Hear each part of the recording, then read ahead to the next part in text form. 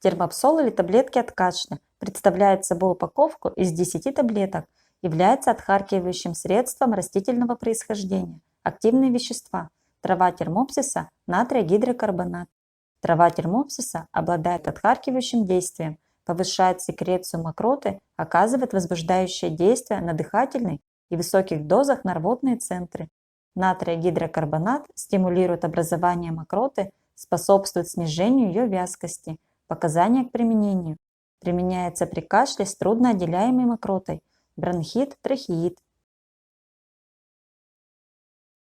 Таблетки круглые, плоскоцилиндрические, зеленовато-серого цвета с темными вкраплениями. Способ применения и дозы. Применяется взрослым и детям с 12 лет.